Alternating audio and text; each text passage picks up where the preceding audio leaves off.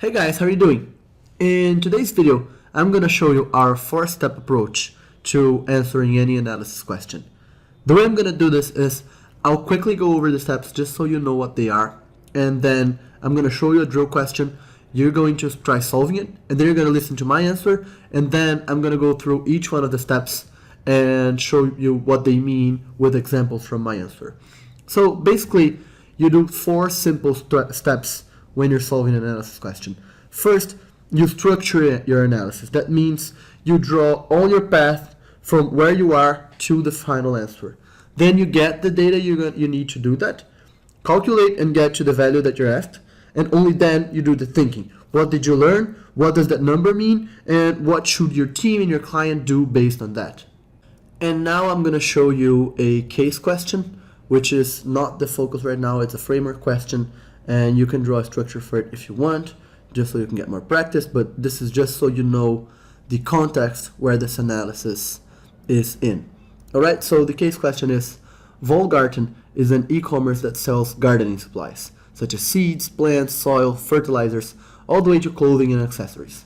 Volgarten has hired you to help them come up with a strategy to increase their sales over the next 12 months. How would you help them create the best growth strategy for their business? So how can Volgarten grow their revenues? Okay, now the analysis question, the important one. Volgarten has been considering using paid ads on Google for certain keywords in order to increase their traffic. Your team has made some research and forecasts and got to the following data. Volgarten currently gets 400,000 visitors per year with an average conversion rate of 12%. So out of those 400,000 people that go in the website, 12% purchase something. With their AdWords campaign, they expect the number of visitors to increase by 200%, while the conversion rate should decrease to as low as 5%. And they believe they will pay 50 cents per click. How much will Volgarten be paying for each incremental sale? Now, take your time, draw your full answer, say it out loud, and then listen to mine. Now, let's move on to my answer. So, the way I would structure this is, I would first find the number of incremental visitors in the website. Then I'd find the number of incremental sales. So that's the number of sales that I will have now, given the new number of visitors and a new conversion rate, minus the number of sales that I would have if I did not do the AdWords campaign. Then I would find the conversion rate of visitors from AdWords. So that would be how many sales I got from those incremental visitors, percentually, right? Like from each visitor. And then I would find the cost per incremental sale by dividing the cost per click by the conversion rate. Okay? Now, before I move on, I want to tell you something off the records. This is not by any means the only way to structure this. You can go deeper into each one of those boxes and steps and explain exactly what you would do, or you can stay on the high level like I did, and you can structure in other ways, in other steps, in different steps, or in different structures. Let me show you how. So these are some alternative structures. You could have found the number of incremental visitors, and then the total click costs based on that, because each visitor is going to pay for a click, and you're going to pay for a click for each visitor. And then you're going to find incremental sales, and then you're going to divide the total click cost by the incremental sales and find the cost per incremental sale. You could also have done a tree structure like this. So the cost per incremental sale is the cost per click divided by the conversion rate of new visitors, and the conversion rate of new visitors is the new sales divided by new visitors. And I basically am saying I would take the same path as I would take in my step-by-step analysis, but now I'm showing it in a tree. And this is all fine. The second structure, the first alternative structure, is a little bit worse than the structure I did because it doesn't take any shortcuts, and shortcuts are valuable to consultants, but this is fine too. Whatever comes to you, you can do. And the tree structures come easier to me. To me, they're less risky, but to most people, it's so much easier to do step-by-step structure. So I recommend you to do step-by-step structures if you're having a hard time or if you're just starting. If tree structures come better to you, then do tree structures. If equations come better to you, you can do equations. Everything's fine as long as you have a sure, clear path to the final answer and you communicate it to the interviewer. All right? Now, before I start doing this, there are a few questions that I need answered. There's some data I still need. So, first thing I need to know is, will all the new visitors come from paid clicks, or some of those 200% increment in visitors come without we having to pay for their clicks? The next question is, will some of the non-incremental visitors click on ads? So I would have 400,000 visitors anyway. Will those click on paid ads, or will they just take their normal path that they would before and click and come straight to a website? And number 3, will we always pay 50 cents per click? So I understand that you will pay for ads on Google with a bidding that takes into consideration how much I'm paying for the click and my relevance. And since I am going to have a steep increase in visitors, I might be more relevant and then pay less per click, or maybe not. So the answers to this are, yes, all the new visitors will come from paid clicks. All of those 200% extra will be clicking on paid ads. None of the non-incremental visitors will click on ads. You can assume that they're just gonna type the name of your website on their browser. And we will always pay 50 cents per click. We're not taking into consideration that we might pay less for those clicks in the future. Okay, so now I can start calculating. I have to look at my data again, I have to look at my notes, but I can start. So to find the number of incremental visitors, I will find 200% increment on visits without the campaign. So my visit without the campaign would be 400,000, and the 200% increment will be the incremental visitors. So that's 200% of 400,000, and that is 800,000. Now the incremental sales, as I said before, is the difference between the sales I'd have without the campaign and the sales I'd have with the campaigns. So sales with the campaign are 5% of 1200,000, and that is 10% is 120,000, 5% is 60,000. And sales without the campaign are 400,000 times 12% conversion rate. 10% of 400,000 is 40,000, 2% 8,000, 48,000.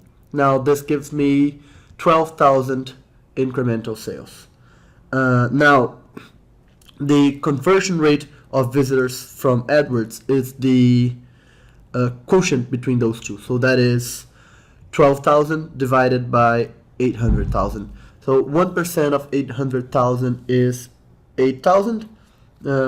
Plus 4,000, that's 12,000. So I have 1.5%. And the cost per incremental sale, as I said, is the cost per click divided by the conversion rate.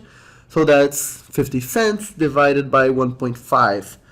So this is 50 divided by 1.5, which is 10 divided by 0.3, which is 33.33 or $33. And honestly, to me, thinking of a average ticket of around $100 or something like that, which sounds like it makes sense to me for this website, seems very, very high to be profitable as a single initiative, but it might be worth it if those new customers are coming back for new purchases.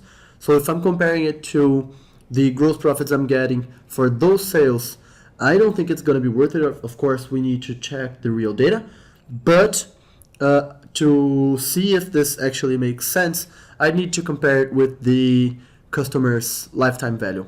So, and then of course I could compare the cost of acquisition of the customer as a percentage of the customer's lifetime value with the industries and see if this is a growth initiative that makes sense from a business point of view. Now, so I need to see the average ticket and gross margin to see if this makes sense as a single initiative and make sure that what I'm saying makes sense rather than just being what I think from my guessing. Then I'd like to see the lifetime value of customers, because it may be true that in the long term this initiative is worth it, even though it's not for a single sale. And if I can't see that because I don't have that number, I can just look at the repurchase rate and then get to what I believe would be the lifetime value of the customer and then compare it with that. All right, so this was my answer. Let's look at each of the steps and how they appeared in my answer. The first step is structure your analysis. What does this mean? So we keep telling you in every video, in every article, audio, Skype call, email broadcast, email exchange, your structures must be a plan. This is true for frameworks and this is true for analysis too. It must be a plan to solve the problem. A plan that tells the interviewer how exactly you'll get from point A, not knowing something, to point B, that's knowing that thing. So you gotta have a plan that shows the interviewer that they can rely on you to lead that project or part of project by yourself or with resources that are gonna help you, but that you're not gonna need much guidance on that. That's why you do structures, to show them that you can't actually solve the problem. All right, so in an analysis, you're actually going to go through the steps and you're gonna get to the answer, but you still need to do a full structure before, and that is to communicate to the interviewer clearly what you're going to do. Well, if you show the interviewer before that you're gonna get to the answer, they can relax and just watch you do your math and get your insights, which is the most important part, without worrying if you're not making mistakes, if you're in the right path or not, and well, where you're going to get.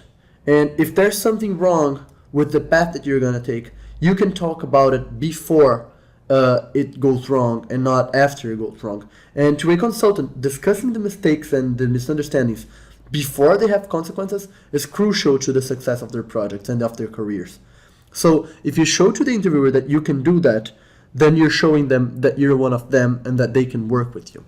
And now the step-by-step structures are the go-to here. So the question that I'm trying to answer here is, how are you going to do that? How are you going to come up with clear structures that are going to get you from point A to point B and to prove the interviewer that you're going to do that? And like I said before, I suggest step-by-step structures for everyone because they work for everyone, or at least for most people. And that's not how I do them. I usually do them on tree structures, but step-by-step structures work just as well for me too. Step-by-step structures are those that go, first I'll find this, and then I'll find that, and with those two, I'm going to find this third thing, and with that third thing, I'm going to get to my answer. Something like that. Just similar to the one that I made for this analysis. If that doesn't work, you can use tree structures, you can use equations, you can use anything as long as you have a structure, as long as you have a plan that will get you from the beginning to the end, and it's going to show to the interviewer that you can do all of that. Like I said before too, there's no need to put everything that you're going to do in your structure. I only stayed on the high level, and I kind of mentioned parts of what I was going to do inside of when I was explaining each step. You can also put everything that you're going to do in there. I encourage you to do that when you're practicing, because it helps get your mind thinking conceptually rather than only being able to do a structure when you actually have the numbers, which happens to many people. So when you're practicing, try to do the structure as profound as possible and put in there every single step that you're going to take. So in this case, it would be all the calculations that I made should already be in my structure before I start doing, if I'm going to do it thoroughly like this. You don't really need to do that in a real interview, but it's good to practice. All right? The second step is to request your data. So the first thing I want to convey to you here is, don't try estimating logically missing data unless you're asked to do that. So there might be data missing without which you can't go forward. In this case, imagine I hadn't given you the new conversion rate of the website. Of course, you can't just assume it'll be the same, or you can't guess a number based on your experience. So you ask for those pieces of data that you need, and the interviewer will probably give it to you. The interviewer might ask you to estimate it, or the interviewer might even say, you can calculate that. If that's true, well, then you calculate that. But you ask for it. You don't just go doing math if you don't have all the pieces of data you need. You can do that as you go. Like, you can do your structure and then start doing your math, and then when you get to the piece of data, you ask for it. If you ask for it before, it's better. it shows that you have better planning than most. But if you ask them afterwards, that's fine too. And if the interviewer actually asks you what you think the value is, or if they ask you to estimate it, then you do it. It's probably not going to be as complex as a full estimation. It's probably going to be as simple as, or just slightly more complex than any regular assumption you would do in an estimation case. But if the interviewer asks you to do that, then you need to do it. Next, look for potentially relevant data missing to make sure that your answer is correct. So there's also going to be data missing that you don't necessarily need to move on with your case. Let me show you an example here. So I asked, will all the new visitors come from paid clicks? So in your mind, you could have made an assumption that, well, of course, if I'm going to have 200% more visitors just because I made the paid clicks campaign, then they're going to come from that. That's not necessarily true. Will some of the non-incremental visitors click on ads? Well, that's not necessarily, you could have assumed not, but that's not necessarily true. It could not be true. It could be true. And we will always pay 50 cents for the click. So it could be the case that sometimes the cost per click will decrease. It could not be the case. In this case, none of these made a difference. But when I asked them, I showed the interviewer that I'm not going to leave anything behind. Okay? So the reason I'm telling you this is always look for them, because it's very common for at least one of those not intuitive factors to be relevant. But if they are, then you're going to get your analysis wrong. Even if they're not relevant, the interviewer knows that they're there. And when you mention them, it shows to the interviewer that in your real life model, there would be no relevant unintuitive variables left behind. And just to recap something here, these variables have to be relevant. So if you go back to my answer, you'll see that I said I took a while explaining why I was asking if we're always going to pay 50 cents per click, because there's a logic behind. There are reasons why this would be different. I'm not just asking for random data for whatever reason I just came up with.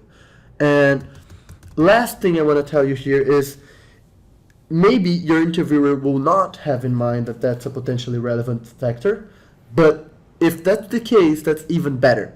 So the interviewer's doing a case with you that they've done with several people before, and you just came up with a potentially relevant factor that they didn't think of, and none of those other candidates thought of. And that shows the interviewer that not only your models are not going to leave any unintuitive variables behind, your model is going to be better than they expected. And they can rely on you to solve any kind of problem alone in the client, rather than sending you to the client's facilities and having them call you daily or twice or every 2 days to confirm that what you're doing is really the best. And this is the best case for a manager to have a relationship with a consultant. Okay? The third step is calculating. So we have a full section dedicated only to this, and if this is your problem, that's where you want to look. But anyway, I'll go through some of the most important lessons here. First, calculations must be precise and efficient. So efficient is good, taking shortcuts is great, but precise is more important. It's very important that you don't make mistakes throughout the case. If you need to do it on paper to do that, that is fine. Many people think that they can't do math on paper, that's going to look bad. It's not, it's okay. But going back to mistakes. So it's not that you can't make mistakes at all. You can make some mistakes, but you have to catch them before the interviewer. And this is really important. If you don't catch them before the interviewer, then the interviewer is going to say, well, this is wrong, where's the mistake? And then you have another chance to catch it. If the interviewer has to look for the mistake and then show it to you, then you have a problem.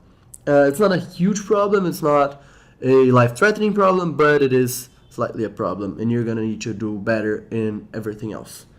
And this leads me to the second point. So how do you catch your mistakes before the interviewer? And that is, always reality check before you start calculating. What does that mean? Before you do any of your math, or before you do each piece, round your numbers as much as you want and get to an idea of where the number is going to get. So if I'm going to show you an example of this in a second. And last, if you need practice, go to the calculation section. It's going to be a lot more efficient. Now let's take a look at some of the examples.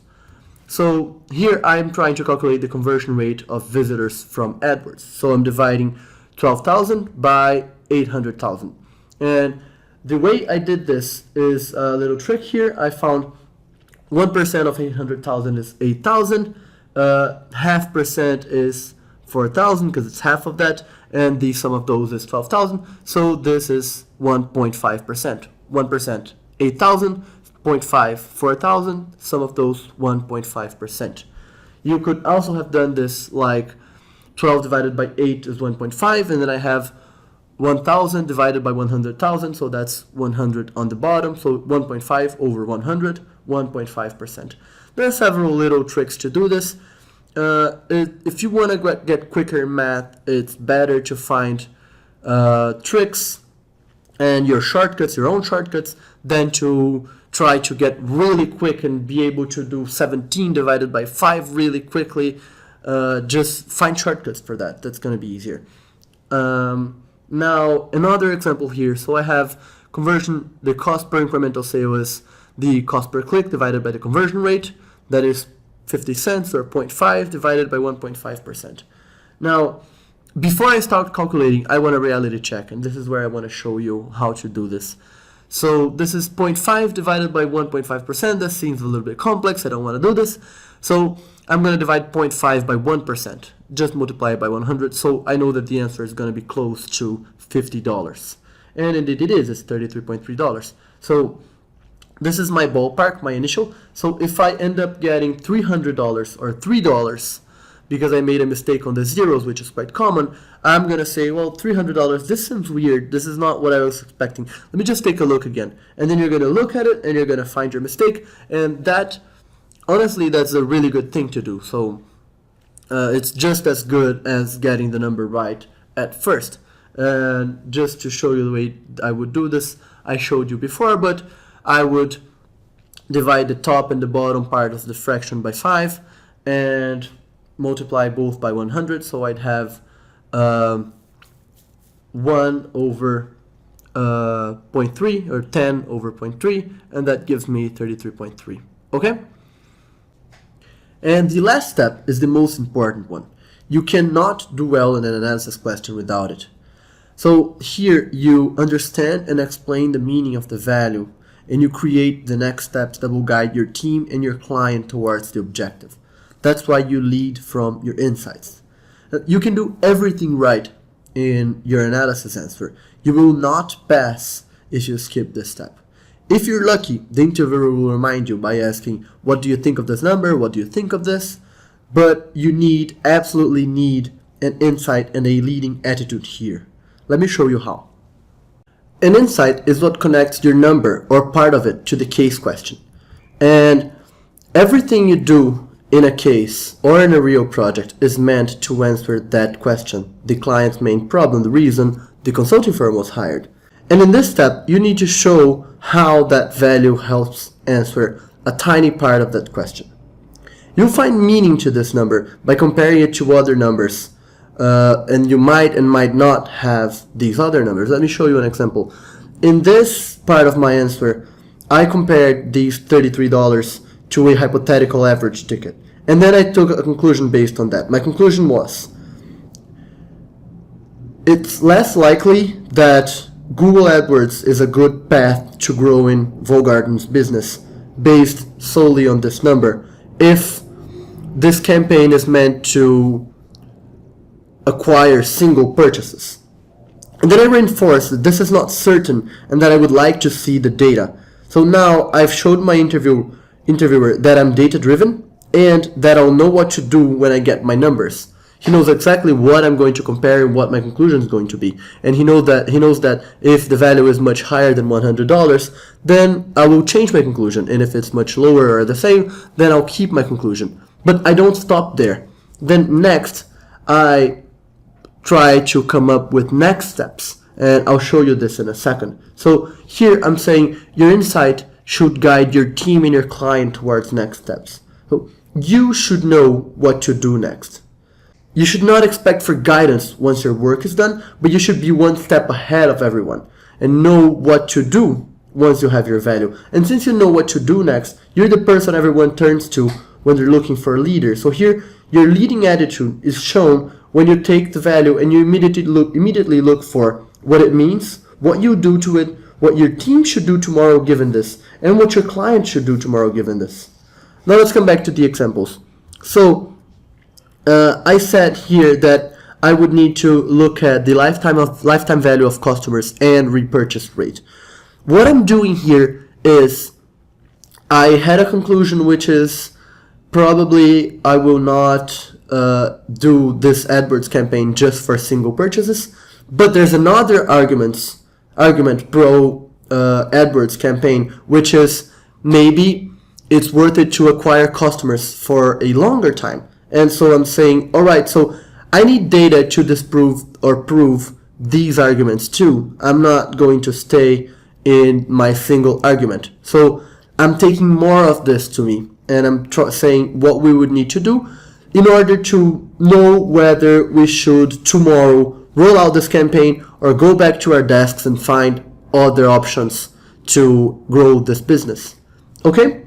So what I want you to get from the second point is you need to come up with what you're going to do in order for your client to know what to do tomorrow. Your team should be doing something for a client to know what to do tomorrow. And this is all based on the case question. So based on the case question and on your number, you're going to find out what your number means and what you, your team, and your client should do tomorrow. And that means leading from your insights. Okay? Well, this was the step-by-step for any analysis question. Apply it to the drills, apply it to your cases, and let us know how it goes. See you in the next one.